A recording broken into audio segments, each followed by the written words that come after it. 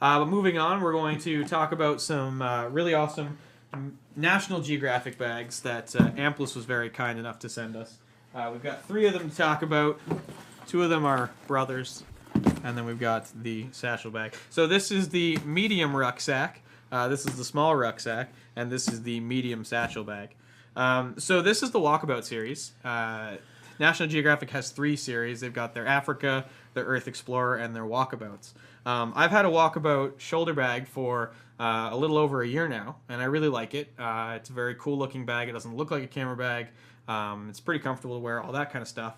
What I like about these guys is they've done an update to the styling. They're using these new sort of leather flaps. They've added more pockets, that sort of stuff. And on the inside of all these are really cool looking maps, which really won't help you if you get lost anywhere. No, but very National Geographic themed. Yeah, yes. Which is cool because they had something like this in the Earth Explorer, and then they didn't have it in the Walkabout, and so now they've sort of updated it with that gray look, which is pretty cool.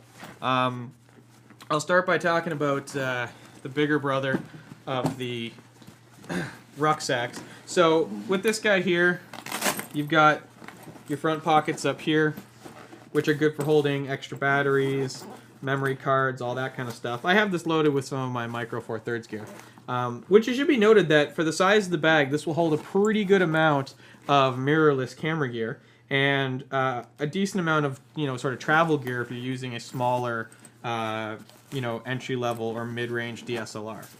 So in the middle section here, you've got your standard camera compartment. I don't have a camera in here right now, but it'll hold a variety of lenses if you're using Micro Four Thirds or a traditional SLR with, say, 2 or 3 extra lenses and a flash, perhaps. Now, I can get my Olympus OMD with a grip in here just barely, which means that if you are using a traditional SLR, even an entry level that has a grip available, it's not going to fit. You have to take the grip off. They do have to take the grip off. Now, one of the things that I hope that National Geographic looks at is that the padding on the inside here, although you can remove the interior dividers, all of the outside walls have very specific areas where you can apply dividers, so you can't really custom build this for a shape. So you can either have the dividers or not, but you can't really move them around. Exactly. So I mean, if you want the camera with one larger lens in the middle, you can do that, or if you need a large lens down the side, you can do that. But if you want to add more dividers or completely change the orientation of stuff, you can't. And that's a little disappointing for me because I like having the flexibility to move stuff around because not everyone has the same amount of gear and it doesn't all take up the same shape. Yeah. But if you're okay with the setup, which a lot of people will because it's designed for a couple lenses and a camera, it's more than sufficient to hold that gear. What's nice really is that these bags really don't look like camera bags. They've got that sort of almost hipster travel feel to them. So, if you were going out on the streets or traveling with them, they're not going to immediately draw attention of this guy is carrying around camera gear, which is nice. Up top, they use this 2-stage part, so you've got a second access to larger pockets for sort of throwing in all your miscellaneous bits and stuff like that. I find this a bit weird, only because I wish the pocket was just up there. front. Yeah. I kind of get what they're getting at, though, because, again, they expect people to travel, so because you have to make noise to open this up, you'd notice if someone was getting at it. But it doesn't really make sense in this first pocket because there's nothing here. There. Yeah. So it's like this one should have just stayed as it is, and then they leave this one with the Velcro. Or put a pocket in here, because why not? Yeah, because why not? Yeah. Exactly. But if you are traveling, again, what's nice about this guy, which not all camera bags have, is that the top portion is, get some of my other bags out of the way. The top portion is basically sort of a day sack area where you could throw in a light sweater or a water bottle, that kind of stuff. You've got side access pockets here, which you can fold the pocket in and attach a tripod using the strap if you want to. And the back is your standard sort of ergonomic design. You've got that breathable back with the sort of spacing to let air in. They've also added these little toggles, which are a nice touch because you can attach a camera strap to these if you want to support the camera with the weight of the bag as opposed to also around your shoulder. And no good bag is without its laptop compartment at the top. So this guy will support up to a 15-inch laptop. If you want a 17, you're out of luck with these guys. But again, it's a pretty low-profile bag. It's not very thick across the side, and it's not very tall. So in terms of actually having to move around with the bag, you're not going to be smashing stuff as you turn around and all that kind of stuff. So overall, I really love the aesthetics of them. It's really a bag that you could take around with you, and even if you didn't have camera gear and you just took out all these dividers, still a perfectly good bag. It's still a good-looking bag. Sure. You could hold your laptop and that sort of stuff for traveling. So that's the medium rucksack. I won't go over the small rucksack because it's basically the same thing, but in smaller proportions. But smaller, yeah. So you got a little bit less space up front. You still have the pockets, but a little bit less space. And it's a 13-inch laptop compartment in the back if you wanted to put a MacBook Air or a small MacBook Pro or something like that. So we'll talk briefly about the satchel bag. Now this guy, they have an optional shoulder pad. And this is a little bit disappointing for me because the shoulder pad's like $20 to buy it, but this bag retails for like $250-ish. Not to mention what bags that if you're gonna put anything of substance in the bag, you're gonna want a shoulder pad. Yeah, and I really feel like at the price point that these bags come at, I would have liked to have seen the shoulder pad included. Absolutely. However, at least it's there as an option, and it is nice and padded and fairly comfortable. So again, this one uses that same two-piece system. To put something up front. What's kind of nice about this guy is that if you had a small tripod, you could use this area to keep your tripod in place if you wanted to. Yeah. Which is kind of cool. It's not specifically designed for it. It's just something that I thought about. They've also designed these bags with a space in the back to slide over a handle if you've got carry luggage.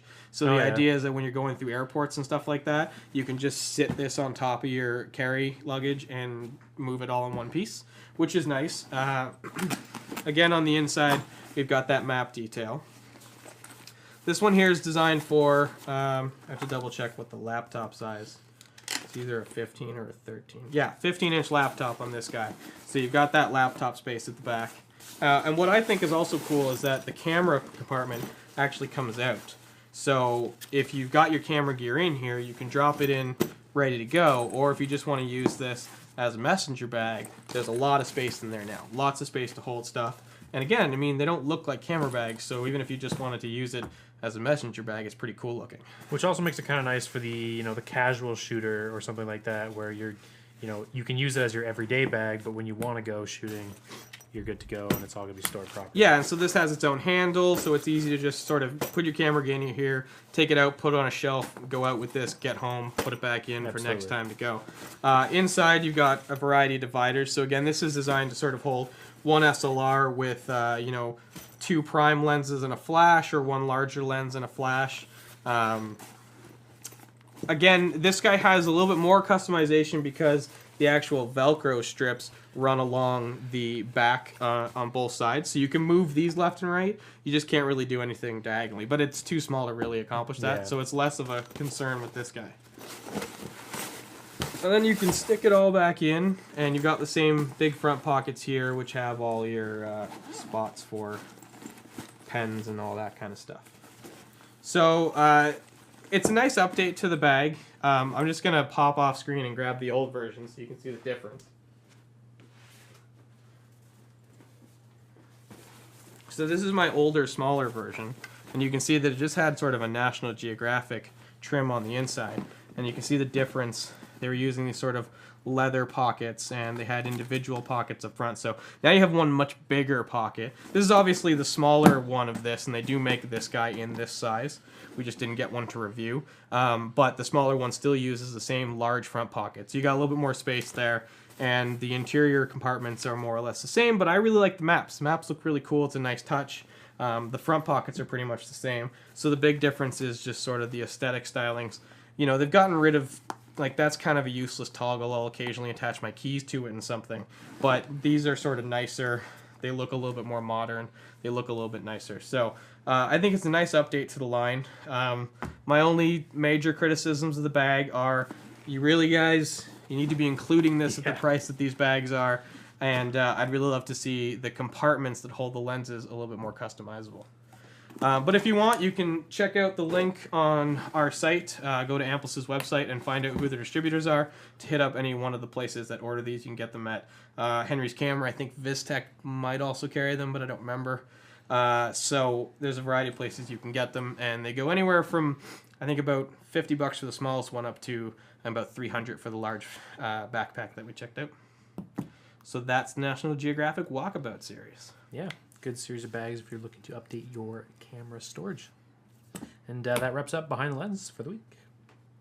And that brings us to the end of the show this week. As per usual, if you want to get a hold of us, you can reach us on the Twitters at @almost_Friday. Or if 140 characters won't quite do, you can always send us an email at contact@almostfridayshow.com.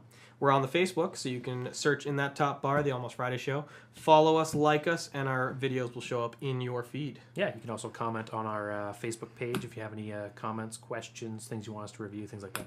Tell us all the cool footage you shot in 4K with your new Hero Black Edition. Yeah, and how many you have, and why aren't you using them all right now? Just attached to you all over the place. That would be an interesting your life way in every direction. to do like one of those really almost sad documentaries about life. Yeah, you could like both sides of your head, your shoulders, your front and your back, and you could just this is the world around me all the time. Yeah. I'm sure someone's made an app like that just can map all the footage, so you could move around in three-dimensional space. Yeah, that'd be sweet. Do it. Ideas. Until next week.